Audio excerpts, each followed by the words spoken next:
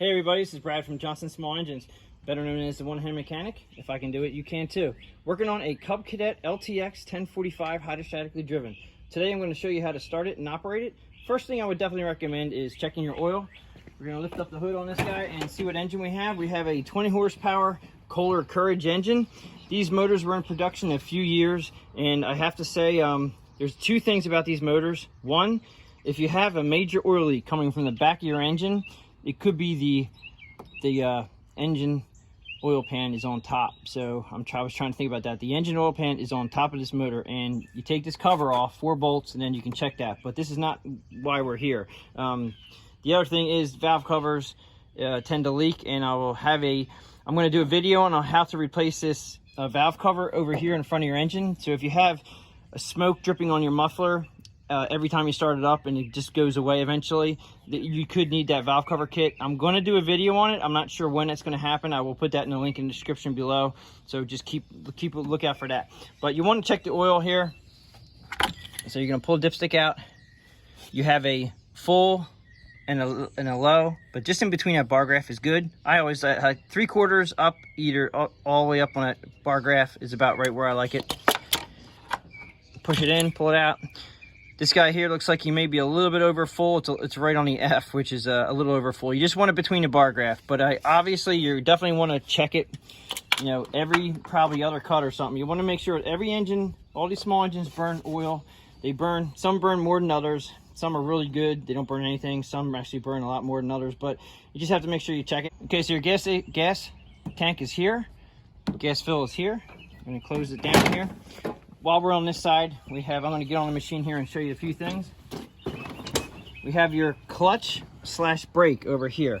Okay, so when you push this in and you want to lock it in, and it's good to get in the habit of locking your brake on when you get off the machine. And that's another thing too, is if the mower deck is not on and you lock this in, you can actually get off your machine while it's running, and I'll show you that. Okay, so push the clutch all the way in. Right here is your parking brake. Okay, it says P for parking. You're gonna push this down and then let go of your foot, and then it should lock in. If the pedal comes up, then you did not push the pedal hard enough. Now, as far as releasing the brake, you should just be able to push on the clutch / brake, push it down, and this lever should pop up, and it did. Okay, so when you push it back on all the way down, push this lever down, let go of the pedal, and let go of your fingers, and it should lock in. And I'm gonna leave it there so we can start it while it's in park. You have your throttle here, and you have turtle for slow, rabbit for fast, and all the way up on choke, which is here. So when you're going to start it, you're going to put it all the way up on choke and then start it. As soon as it starts up, you're going to bring it down. I usually bring it down to about half throttle. I like to warm up a little bit before you rev them all the way up to fast. And this also has an indentation right here for fast. So when you're running the mower deck, you're going to have you'll feel it come up to an indentation, and that's right before choke. You want to run it there when you're cutting the grass, because it'll cool the engine the best, and it also operates the hydrostatic transmission the best it can be. Okay, so we're going to throttle that down. On the other side over here, we have some handles. Okay, you have your deck up and down adjustment, which is here. Okay, and I like these because it has small increments, and you can just go down just a little bit by a little bit, and I always recommend always cut up high, and then if you're new to the machine, just bring it down a few notches until you like the cut of the grass. So you don't want to cut all the way down there. Obviously it'll burn your grass up, but you just start high, come down, and then when you find your happy place, just leave it there. The next one over here is your blade engagement for your mower deck. So that means this is how we engage our mower deck. So when you engage it, you're just going to push it down and lock it in. That's engaged. You're going to take it off all the way up. Now, I do know some of these, as they get older, the PTO lever, which is your power takeoff lever, there's a switch on here. So you have to have it all the way in the off position or it won't start. Okay, so remember that. If you have a hard time starting, or if it won't crank at all, check your PTO lever, make sure it's all the way in the off position. Okay, you have your transmission pedals here. This is what controls your transmission. So you have forward, and then you have reverse. Okay, now that'll take us to the ignition switch here. Now the ignition switch is stop. This is for your reverse. I'm going to show you how to operate this. And when you go in reverse, this red light must be on when you're cutting the grass, or you will not be able to cut in reverse. Yes, you can cut in reverse, you just have to have it in reverse mode. Okay, so we turn it to the crank, which is here. And then when it comes off a crank, after it starts up, it'll be sitting here. And that's your normal grass. You know, you're just cutting your lawn. That's why it's in the green. Now, if you want to cut in reverse, I'm going to show you how it does and how it doesn't operate. When you want to cut in reverse, you put your key back 1 notch, and then you push this button in, and then it'll show the light on, and then you can cut in reverse. Okay, so that's how that's going to operate. And then when you turn the ignition off, now I think you can just leave it in reverse mode while you're cutting, and then you won't have to worry about worrying about this. As long as the light's on, you can cut in reverse. This also has a hour meter up here, which is nice to tell you when for maintenance reasons like that. I do notice sometimes these oil lights will come on and it tells you to change your oil. As far as I know, in fact, if any of you guys know how to turn that light off, I have not yet found a way to turn that light off. I've tried, taking the battery terminals off. And that's another thing I want to show you too is your battery, but we'll do that in a minute.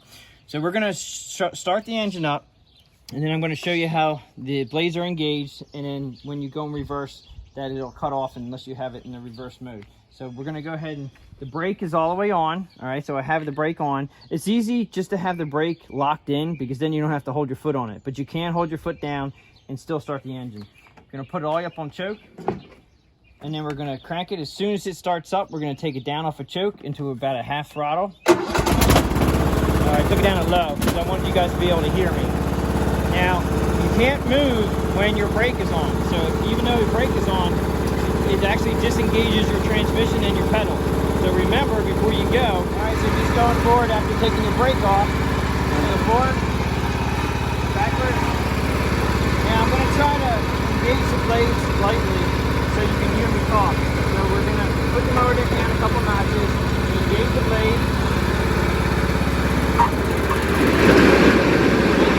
You can cut forward.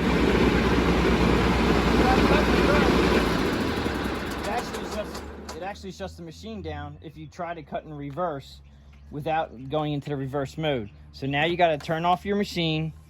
You got to disengage your PTO. You got to refire it up. But you gotta push the clutch in. Okay, again.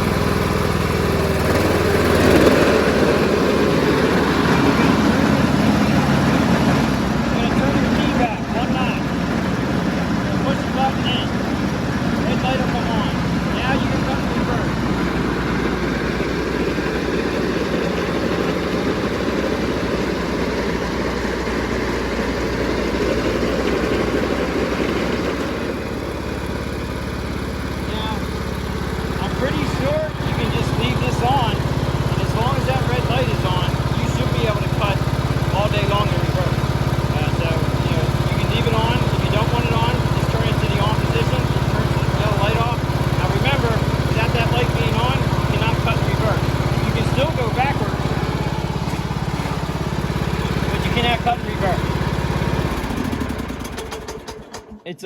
It's not too bad. It's a little involved as far as keeping this on and off. I mean, I personally, if this was my machine, I would just push the button in, leave the red light on until I was done cutting my grass. I'm pretty sure that'll work that way. And leave it in the comments below if you found an easier way. But I'm pretty sure if you just leave this button, leave it in the reverse mode with the red light on and just go ahead and do your grass cut, you should be okay.